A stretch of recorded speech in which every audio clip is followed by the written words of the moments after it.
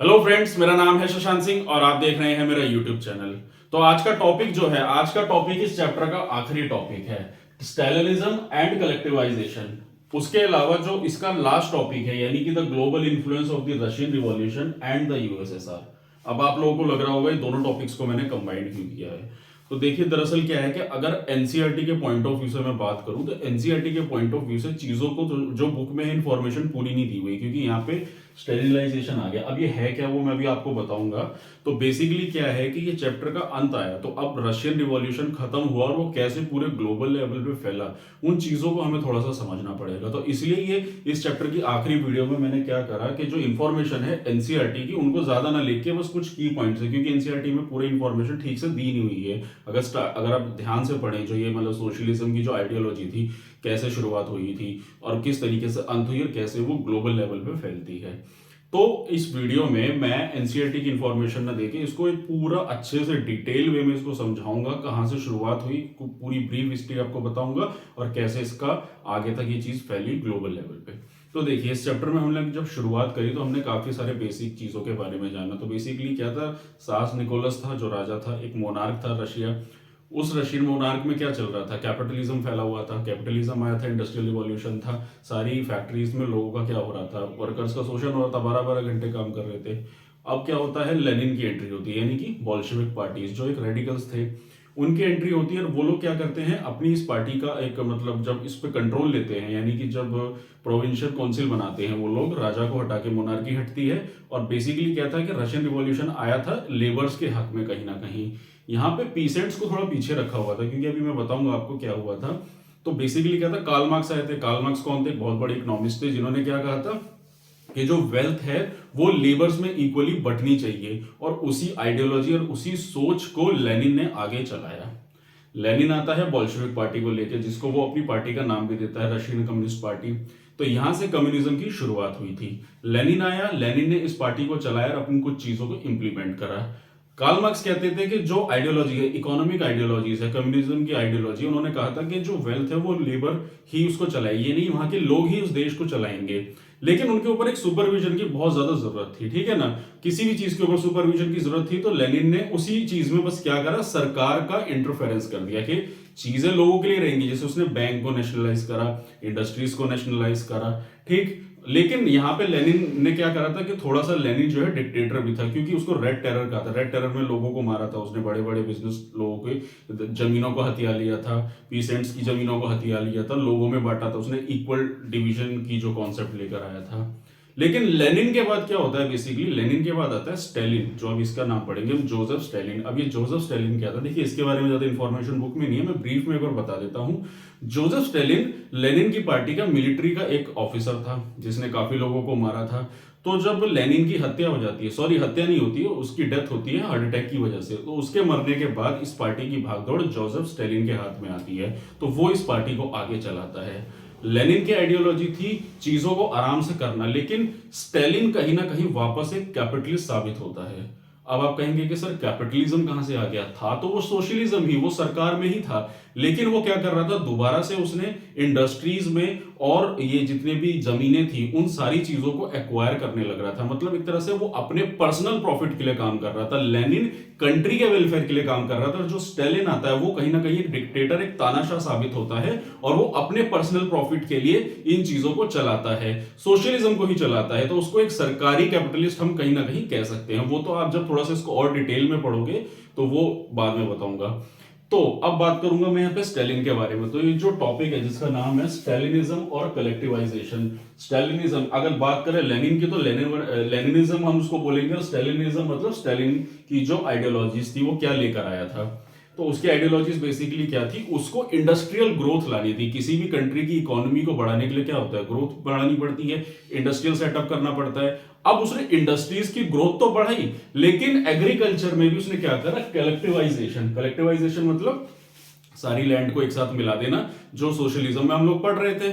अब आप कहेंगे कि सर ये अगर चीजें थी तो तानाशाही कैसे आई? तो बेसिकली क्या था कि जैसे रशिया के लोग थे वो तो शुरू से ही एक सोशलिस्ट थे, सोशलिज्म की आइडियोलॉजी को लेकर चल रहे थे, लैंड को मिलके और उसका प्रॉफिट गेन कर रहे थे, लेकिन उसका कलेक्टिवाइजेशन कहीं ना कहीं एग्रीकल्चर को इंडस्ट्रियल सेटअप में कन्वर्ट कर रहा था, और जिसके चलते कहीं ना कहीं बहुत ही ज्यादा फेमाइन देखने को मिला। तो चलिए मैं उसी को थोड़ा सा बता देता हूं। तो 1927 से 1928 तक the problem of grain supply, खाने की कमी थी। उसके बाद क्या होता है, गवर्नमेंट फिक्स द प्राइसेस। तो क्या करती है सरकार, चीजों के दाम को फिक्स कर देती है। वो सोचता है कि सरकार एक काम करती है, चीजों के दाम बढ़ रहे हैं उनको फिक्स कर देते हैं। चीजों के दाम को अगर फिक्स कर देते हैं तो क्या होता है, वहां पे एग्रीकल्चर यानी कि जो आपके फार्मर्स थे वो कहीं ना कहीं भड़क उठते हैं कि हमारे अगर दामों को फिक्स को प्राइस कर दोगे तो हम तो मार्केट में नहीं बेच पाएंगे इतने में। तो वो मार्केट में दाम चीजों को नहीं बेचते हैं अपने प्रोडक्ट्स को। फिर क्या होता है, लेनिन को लगता है कि स्टालिन को लगता है कि rich pieces holding the stock, यानी कि वो अपना सारा का सारा जो माल है वो अपनी फैक्ट्री में दबा के बैठे हुए हैं। अब इसमें इकोनॉमिक्स में कॉन्सेप्ट बताता हूं। जैसे मान लीजिए मार्केट में जब सप्लाई नहीं होती, जैसे अभी पीछे टमाटर का रेट 200 रुपए पहुंच गया था, क्यों? क्योंकि पीछे से प्रोडक्शन नहीं हो रही थी, सप्लाई नहीं हो रही थी। जो सप्लाई नहीं होगी तो चीजों के दाम बढ़ जाते हैं। तो वही हुआ कि लोग सामान नहीं दे रहे थे, लेकिन हुआ क्या था, स्टॉक कोई दबा के नहीं रखा हुआ था, दाम इसलिए बढ़ रहे थे क्योंकि प्रोडक्शन नहीं थी उतनी। जब प्रोडक्शन ही नहीं होगी और लोग बढ़ रहे हैं, पॉपुलेशन बढ़ रही है, तो चीजों के दाम ऑटोमेटिकली बढ़ेंगे। तो यहाँ पे फिर क्या होता है, as due to this problem collective farming का एक कॉन्सेप्ट आया। तो कलेक्टिवाइजेशन आया, लेकिन कहीं ना कहीं इससे फार्मर सारे एग्री नहीं कर रहे थे, क्योंकि फार्मर्स का कहीं ना कहीं इसमें क्लैश देखने को मिल रहा था। क्योंकि प्रॉब्लम ये थी कि जो स्टैलिन था ना, वो सिर्फ इकोनॉमिक ग्रोथ को देख रहा था। वो बेसिक इंसान की, जो कहते हैं ना डिक्टेटर था, तो वो लोगों की जो बेसिक रिक्वायरमेंट है उसको फुलफिल करने के लिए नहीं बना रहा था। अगर एक कंट्री है या एक घर है, अगर उसकी इकोनॉमिक ग्रोथ देखनी है तो इंसान को पहले बेसिक रिक्वायरमेंट की जरूरत होती है, खाने की, फूड, शेल्टर, रहना। उस पर ना ध्यान देख के उसने सिर्फ इंडस्ट्रियल ग्रोथ को देखा। तो इसके चलते हुए क्या होता है, basically farmers did not agree of the modernisation. तो जो फार्मर जो एग्री नहीं करे उनको मार दिया, उनको डिप्लॉय कर दिया, अरेस्ट कर दिया। यानी कि वही जो ये हिटलर ने किया था। तो वो हम हिटलर का अगले चैप्टर में पढ़ेंगे। और उसी के चलते Stalin punished who did not follow the rule, और उसकी बात को जो नहीं माना उन लोगों को उसने पनिश किया, अरेस्ट करा, मार दिया। और कहीं ना कहीं ये बहुत बड़ा डिक्टेटर साबित होता है स्टालिन, और इसने काफी लोगों को मारा इसके बाद। क्योंकि कहते हैं वैसे तो लेनिन के बाद इसने, लेनिन की कम्युनिज्म की आइडियोलॉजी, कार्ल मार्क्स की आइडियोलॉजीज को फॉलो करता था, लेकिन एज अ डिक्टेटर इसने इन चीजों को बहुत ही ज्यादा हार्श और बहुत ही ज्यादा खतरनाक साबित होता है।